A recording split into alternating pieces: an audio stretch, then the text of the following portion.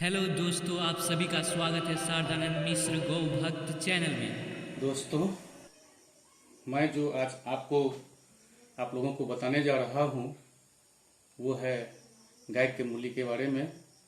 जो ये गाय का मूल्य क्या होता है, तो उससे पहले यदि आप लोग हमारे चैनल को सब्सक्राइब नहीं किए होंगे तो सब्सक्राइब जरूर कर लें और घंटी का बटन दबाएं।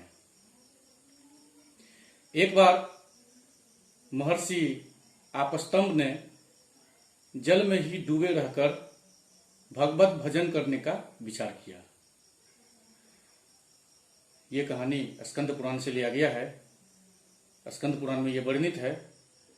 वे 12 वर्षों तक नर्मदा और मत्स्या संगम के जल में डूबकर भगवत स्मरण करते रह गए। जल में रहने वाले जीवों के वे बड़े प्रिय हो गए जल में रहते रहते। तदनंतर एक समय मछली पकड़ने वाले बहुत से मलाह वहां आए। उन्होंने वहां जाल फैलाया और मछलियों के साथ महर्षियों को भी खींच लाए। मल्लाहों की दृष्टि मुनि पर पड़ी तो वे भय से व्याकुल हो उठे और उनके चरणों में गिरकर क्षमा मांगने लगे। मुनि ने देखा कि इन मल्लाहों द्वारा यहाँ की मछलियों का बड़ा भारी संहार हो रहा है। अतः सोचने लगे, अहो, स्वतंत्र प्राणियों के प्रति यह निर्दयतापूर्ण अत्याचार और स्वार्थ के लिए उनका बलिदान कैसे शोक की बात है। भेद दृष्टि रखने वाले जीवों के द्वारा दुख में डाले गए प्राणियों की ओर जो ध्यान नहीं देता, उससे बढ़कर क्रूर इस संसार में दूसरा कौन है। ज्ञानियों में भी जो केवल अपने ही हित में तत्पर है वह श्रेष्ठ नहीं है, क्योंकि ज्ञानी पुरुष भी जब स्वार्थ का आश्रय लेकर ध्यान में स्थित होते हैं तब इस जगत के दुखी प्राणी किसकी शरण में जाएं। जो मनुष्य स्वयं अकेला ही सुख भोगना चाहता है, मुमुक्षु जन उसे पापी से भी महापापी बतलाते हैं। वह कौन सा उपाय है जिससे इनका सारा पाप ताप मेरे ऊपर आ जाए और मेरे पास जो कुछ भी पुण्य हो वह इनके पास चला जाए। इन दरिद्र, विकलांग, दुखी प्राणियों को देखकर भी जिसके हृदय में दया नहीं उत्पन्न होती वह मनुष्य नहीं राक्षस है। जो समर्थ होकर भी संकटापन भय विह्वल प्राणियों की रक्षा नहीं करता वह उनके पापों को भोगता है। इसलिए जो कुछ हो, मैं इन मछलियों को दुख से मुक्त करने का कार्य छोड़कर मुक्ति को भी शरण नहीं करूंगा। स्वर्ग लोक की तो बात ही क्या है। इधर यह विचित्र समाचार वहां के राजा नाभाग को मिला। वह भी अपने मंत्री पुरोहितों के साथ दौड़े घटनास्थल पर पहुंचे। उन्होंने देवतुल्य महर्षि की पूजा की और पूछा, महाराज, मैं आपकी कौन सी सेवा करूं। आपस्तंभ बोले, राजन, ये मलाह बड़े दुख से जीविका चलाते हैं। इन्होंने मुझे जल से बाहर निकालकर बड़ा भारी श्रम किया है। अतः जो मेरा उचित मूल्य हो वह इन्हें दे दो। नाभाग ने कहा, मैं इन मल्लाहों को आपके बदले 1 लाख स्वर्ण मुद्राएं देता हूं। महर्षि ने कहा, मेरा मूल्य 1 लाख मुद्राएं ही नियत करना उचित नहीं है। मेरा योग्य जो मूल्य हो वह इन्हें अर्पण करो।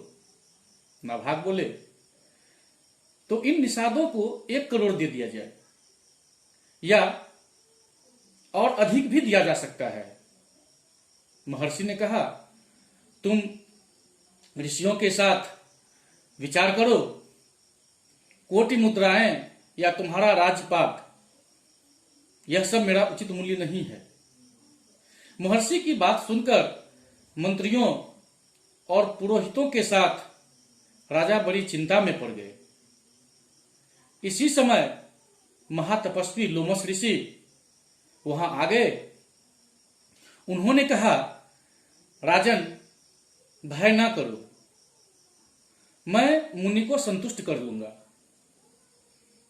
तुम इनके लिए मूल्य के रूप में एक गौ दो, क्योंकि ब्राह्मण सब वर्णों में उत्तम है।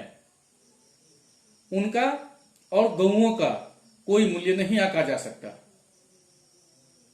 लोमस जी की यह बात सुनकर नाभाग बड़े प्रसन्न हुए और हर्ष में भरकर बोले, भगवान, उठिए उठिए, यह आपके लिए योग्यतम मूल्य उपस्थित किया गया है। महर्षि ने कहा, अब मैं प्रसन्नता पूर्वक उठता हूं। अब मैं गौ से बढ़कर दूसरा कोई ऐसा मूल्य नहीं देखता जो परम पवित्र और पाप नाशक हो। यज्ञ का आदि, अंत और मध्य गौओं को ही बताया गया है। ये दूध, दही, घी और अमृत सब कुछ देती है। ये गौएं स्वर्ग लोक में जाने के लिए सोपान है। अस्तु, अब ये निषाद इन जलचारी मछलियों के साथ सीधे स्वर्ग में जाएं। मैं नरक को देखूं या स्वर्ग में निवास करूं, किंतु मेरे द्वारा जो कुछ भी पुण्य कर्म बना हो, उससे वे सभी दुखार्त प्राणी शुभ गति को प्राप्त हो। तदनंतर महर्षि के सत्संकल्प एवं तेजोमयी वाणी के प्रभाव से सभी मछलियां और मलाह स्वर्गलोक में चले गए। विभिन्न प्रकार के उपदेशों द्वारा लोमस जी तथा आपस्तंभ जी ने राजा को बोध प्राप्त कराया और राजा ने भी धर्ममयी बुद्धि अपनाई। अंत में दोनों महर्षि अपने अपने आश्रम को चले गए। इस प्रकार राजा ने एक गौ प्रदान करके महर्षि आपस्तंभ को खुश कर लिया। तो भाई, गाय का मूल्य आंकना कठिन है। गाय का मूल्य अमूल्य है। यदि आप लोगों को यह वीडियो अच्छा लगा हो तो हमारे इस चैनल को सब्सक्राइब जरूर करें और घंटी का बटन जरूर दबाएं।